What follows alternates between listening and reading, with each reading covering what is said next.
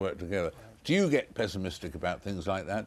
I get pessimistic until I talk to poor people, and then usually you come away feeling much more excited about the possibilities. Yeah. But I think there's another problem here, which is these kind of purely technological solutions ignore the fact that there's enough food in the world today and 1 billion people are going hungry. The system is producing 1 billion hungry people and 1 billion overweight and obese people. The system is not actually working. So we do have to look at the system itself, not just at technological solutions, and say, how do we actually increase the voice, the power of people at the bottom to get their fair share, to organise so they get decent prices for their crops, to actually change the system so that people are getting a decent slice of the action, because at the moment it really isn't happening and technology won't solve that.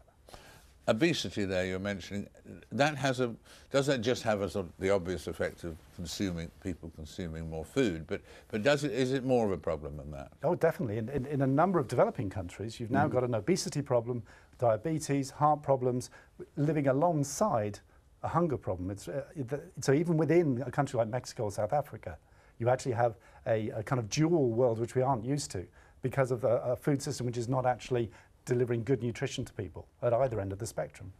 Yes, Carl, coming to you at that point, have you seen the thing broadly and widely, as Duncan was saying there, the problem in South Africa or other countries around the world? Have you had a chance in your travels to see the problems in action? Oh, absolutely. You know, it's interesting you talk about obesity and hunger. In America, there's been an explosion of obesity, especially in children, which means diabetes, which brings other problems and other health issues right alongside of the hunger issue. And a lot of that is simply because of the focus is on how do we make the most money and not how do we feed the most people in a healthy way. Thank you. Absolutely. So what are the urgent things that need to be done, Gordon? Well, urgent.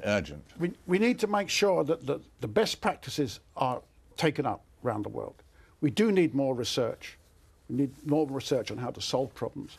But in particular, we need to work to connect small farmers to markets, both input markets, so they can get seed and fertilizer, and output markets, so they can sell their crops.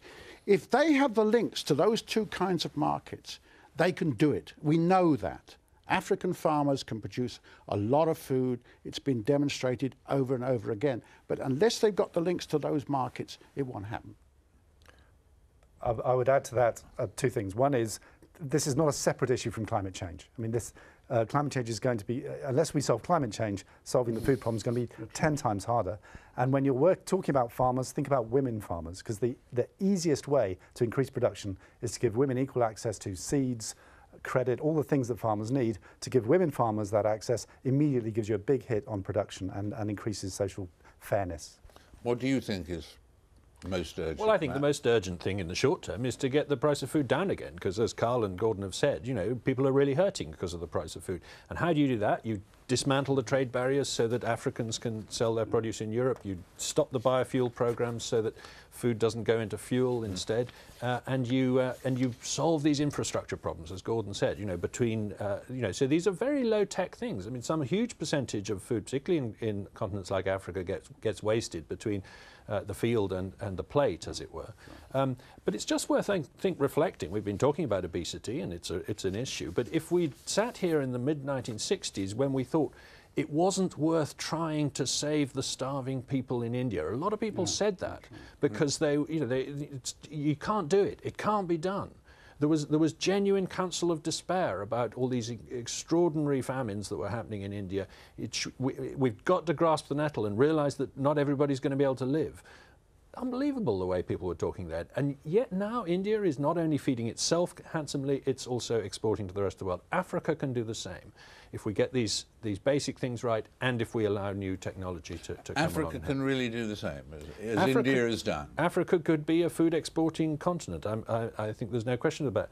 And climate change, yes, it may have bad effects, but actually what's been happening in the last 30 years, remember how the Sahel was drying out in the 1970s?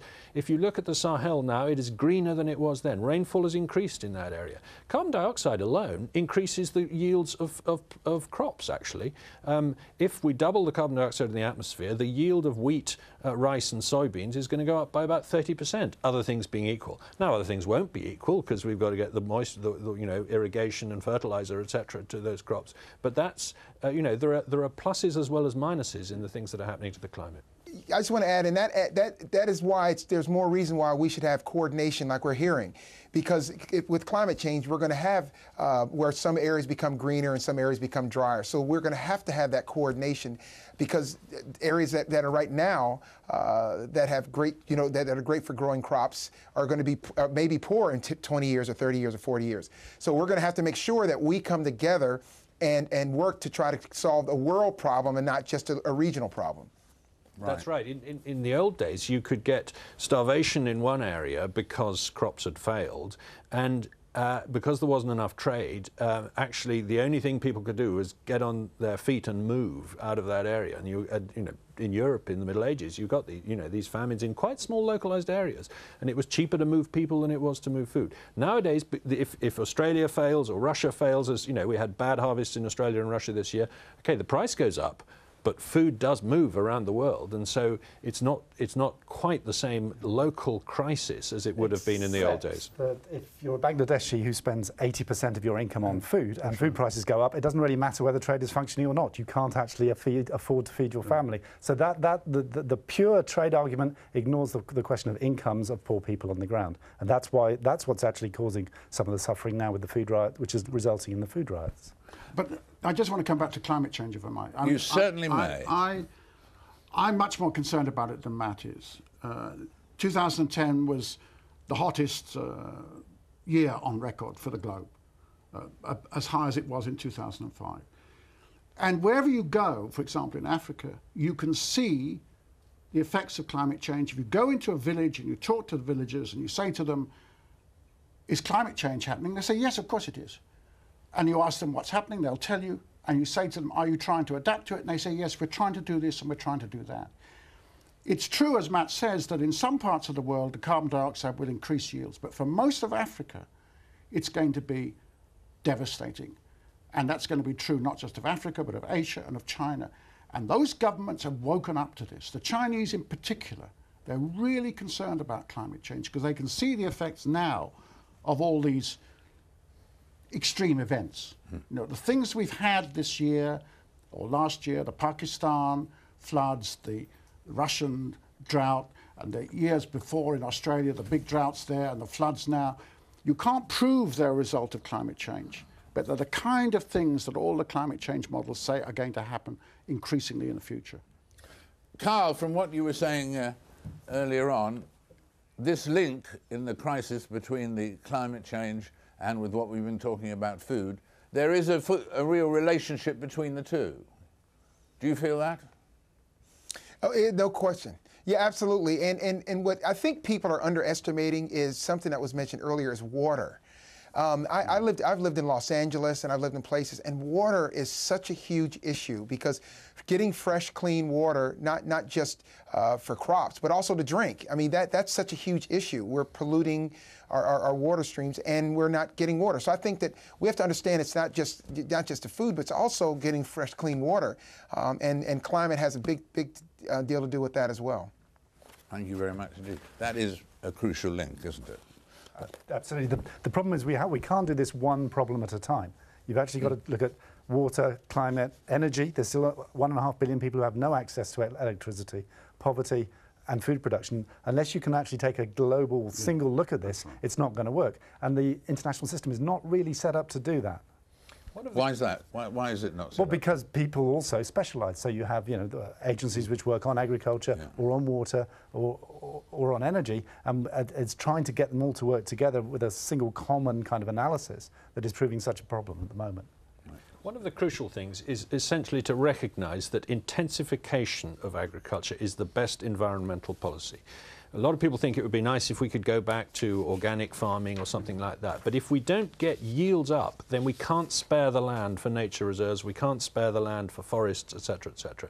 So it's vital to understand that fertilizer, for example, is great, because if we hadn't been using artificial fertilizer, we'd have needed a huge amount more land. If we hadn't been using tractors, we'd need more land for the bullocks and horses that pull the ploughs, etc. So intensification of yields is actually a great thing, because it releases land, and we've seen that in Western Europe and North America. We see huge amounts of land going back to forest, etc. That could happen in Africa and Latin America too, if we can get yields up, and yet we can still feed the world from those lands. I agree with Matt. But what is interesting is there are new technologies now which allow you, they're very simple, to use fertilizers, but in a very more precise way. For example, you can put the amount of fertilizer you want in the top of a Coca-Cola cap. You know, the cap on the top of a Coca-Cola, and just put that in the hole before you plant the maize seed. That way you fertilize the plant, but you don't waste huge amounts of fertilizer, you don't cause huge